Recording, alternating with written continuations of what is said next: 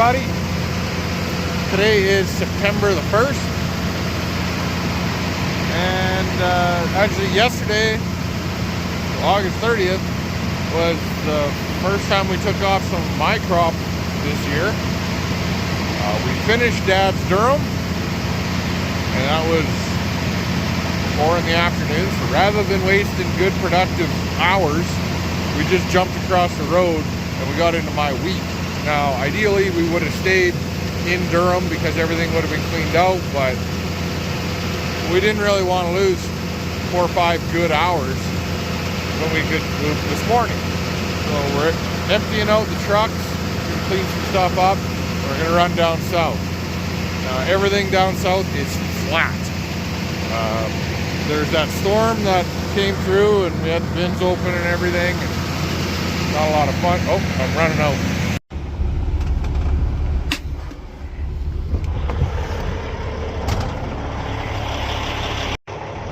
So yeah, that storm that came through middle of the night, dumped a bunch of rain. Well, apparently there was a tornado with it. It was actually the second night.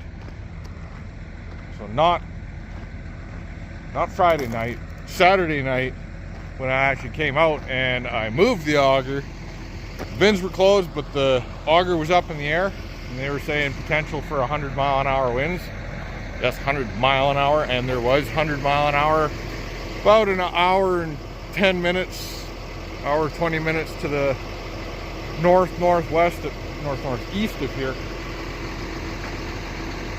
But I found out just the other day that apparently, and I don't know if this has been confirmed or what, but apparently there was a tornado near Arcola somewhere. I have seen pictures of a few trees knocked over, a few bins knocked over, but it seems like the absolute worst part of that storm kind of trended to the southeast. So all the stuff up here is still standing fairly well. A lot of Dad's Durum got knocked down, but it wasn't flat. Everything down south looks pretty rough. My Durum, not flat, but it's leaned over. 1/4 is all leaned to the east.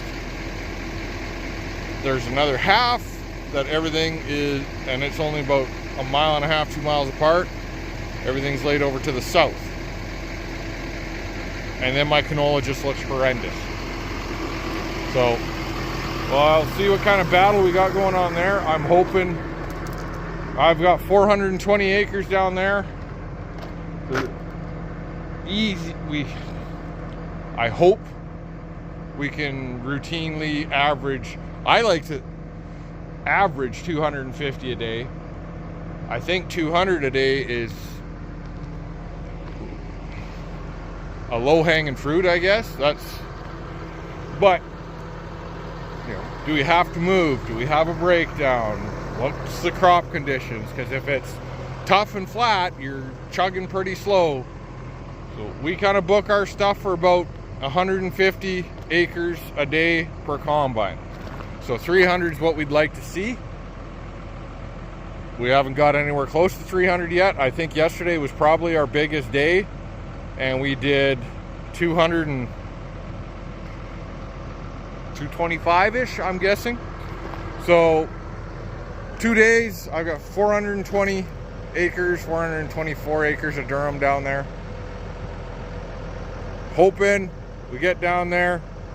And the other thing, I got a trial in the middle of it, and it's in 2 different fields. So we're not going to hit 300 acres in a day, especially with this move today, and then hopefully move after supper on the way back here tomorrow. But we'll cross that bridge when we get there. I'd like to get on the road fairly soon. It was a damp morning, so I don't expect we'll get going till, I don't expect we'll be able to actually harvest until 10:30, maybe 11. It's 8:30 right now, so we've got 12 miles to move the combines, grain cart, semis, an auger, and the disc, and a couple trucks. So we got a lot to do.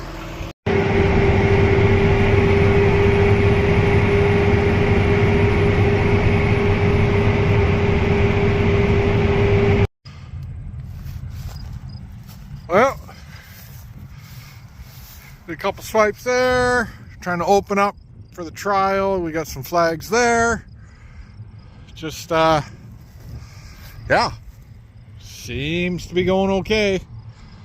I saw some nice looking numbers on the remote view, but we'll have to wait and see. She's dry. She's picking up fairly good for being all tilted over. Eric with BASF should be here fairly soon. And Jeff's across the way. He's got all 4 combines going in the lentils. A lot of dust flying around here today, which is a good thing. Well, she's been an interesting start to the Durum. A lot of it's my fault. Got down.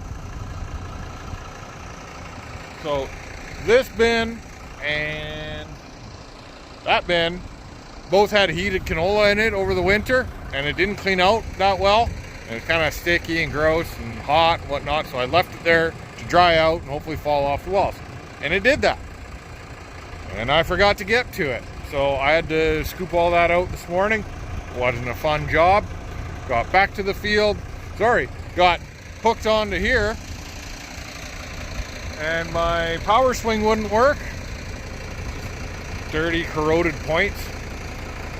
And then got to the field in the Volvo Semi.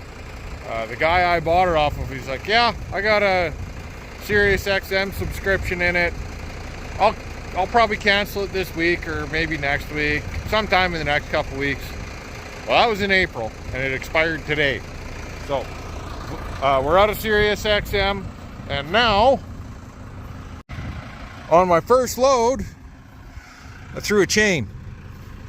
And I've done this before. It happens.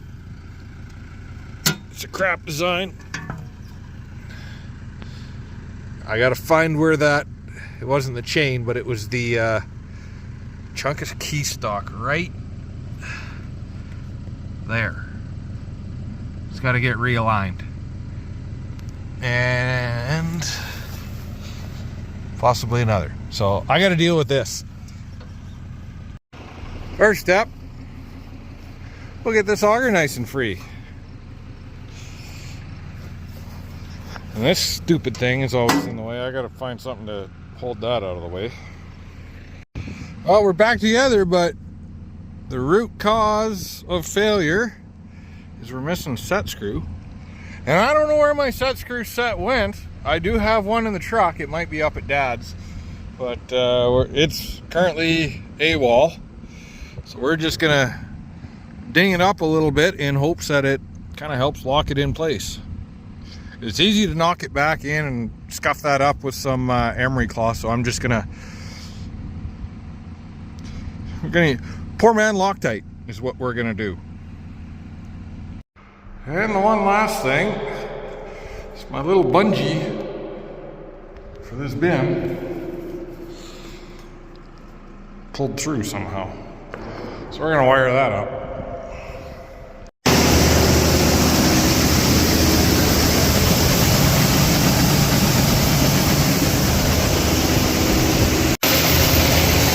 I don't know, it didn't work.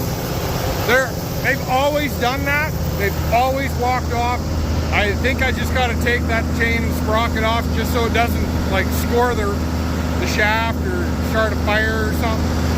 But we're going almost full tilt on the auger, just on the one side, so I'm just gonna have to be finicky with how I line it up.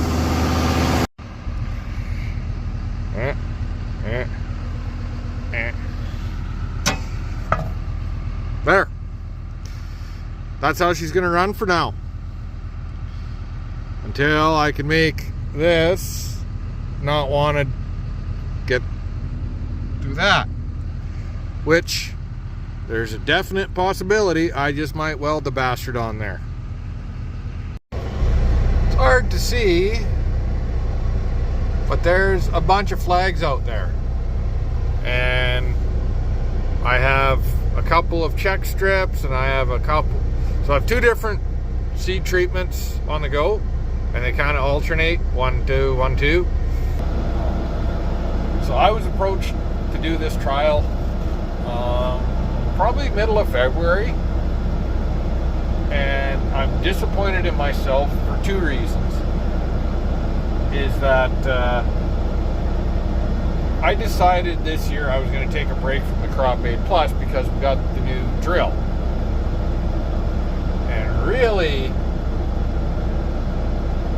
had I put some thought into it back in January or March or even the beginning of April, I would have done things differently. And that is not taking into account anything that's happened in the last year. It's just that I could have done a lot better of a trial. I had a great spot for this. It's it undulates a little bit, but it undulates evenly. It's kind of like you took some land and just twisted it. So if you're doing a straight shot, north and south, you might start high and end low, and then you turn around, do that, but then you come to this side of the plot, and you're going to start low, and you're going to end high at the south end. So it's a really good spot for a trial. Now, what I should have added to the trial, what we're doing in the trial is Raxel Pro versus Raxel Pro Shield, which is their new, this is a new Bayer product, came out this year. Don't know what the difference is, but they said, we'll give you a jug if you want to give us some information. Okay. But so they gave me enough for 60 bushels. 60 acres. I think they gave me enough for 60 acres. I can't even remember now. No, wouldn't have been. Because I put it in the front compartment of the PD1000 tank, and it didn't fill it, and we're doing 2.2 bushels an acre for our seed rate in the Durum, so there's no way, because that's an 80 bushel tank. So they gave me enough for 60 bushels, so like 25 acres. Yeah, that seems right. Anyways, what I should have done, and what I really wanted to do, but we also don't have the logistics for it, I would have had to, and keep in mind, I'm kind of happy at the same time that I didn't, because Climate Field View, we were having some issues, some comms issues with the new Vaterstat, and it wasn't syncing all the information properly, so when I downloaded it on the Climate Field View, it didn't show up. So I would have been upset. But really what I would have liked to do, and it would have been hard, we're in a pretty good spot that I could do a pretty good test on it, is I would have liked to do the Raxel Pro versus Raxel Pro Shield, and I would do probably 2 of those, and one would get the Crop Aid Plus, and one would not. And then that would be really hard to do, because I would essentially have to do a part tank without the Crop Aid. Now, if everything's just pumping liters or whatever, but all of a sudden you're bashing jugs, and it's like, well, that's a 40-acre jug, and that's it's really hard to do a small-scale test. The other thing I wanted to do is the neighbors use this. It's called Crop Aid Seed Starter, and it showed me pictures, and not even pictures, I've had the plants in my hand. I really like what I see out of the roots there, and that would have been a good spot to just